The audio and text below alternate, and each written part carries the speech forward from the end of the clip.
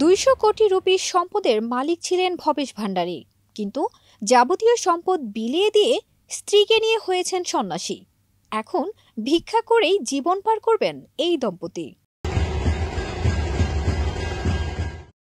গুজরাটের হিম্মতনগরের নির্মাণ ব্যবসায়ী ভবেশ ভান্ডারী অঢেল সম্পদ দূরে ঠেলে সন্ন্যাসী হবেন তিনি ও তার স্ত্রী। এই ঘোষণা দিয়ে বিশেষ শোভাযাত্রার আয়োজন করেন এই দম্পতি।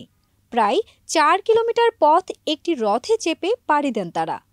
রাজকীয় পোশাকে সেজে নিজেদের যাবতীয় সম্পদ এই শোভাযাত্রা থেকেই বিলিয়ে দেন। সামাজিক যোগাযোগ মাধ্যম সহ নেটদুনিয়ায় ভাইরাল হয়েছে সেই ভিডিও। এই দম্পতিকে আসলে সন্ন্যাসী হওয়ার অনুপ্রেরণা দিয়েছেন তারই ২ ছেলে মেয়ে।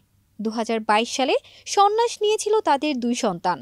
চলতি বছরের ফেব্রুয়ারি মাসেই একটি অনুষ্ঠান করে নিজেদের সব সম্পত্তি দান করে দেওয়ার ঘোষণা দেন। আগামী ২২ এপ্রিল শপথ নেওয়ার পরে শুরু হবে তাদের সন্ন্যাস জীবন। তাদের সম্বল হবে কেবল সাদা রঙের ২টি পোশাক, আর থাকবে ভিক্ষার পাত্র এবং সাদা রঙের ঝাঁটা রাজহরণ। জৈন সন্ন্যাসীরা কোথাও বসতে গেলে সেই ঝাঁটা দিয়েই সব পোকামাকড় সরিয়ে দেন। সন্ন্যাস নেওয়ার পর থেকে খালি পায়ে গোটা দেশে ঘুরবেন ভবেশ ও তার স্ত্রী। ভিক্ষার অর্থেই চলবে তাদের জীবন। ফারজানা নিকিতা, দেশ রূপান্তর।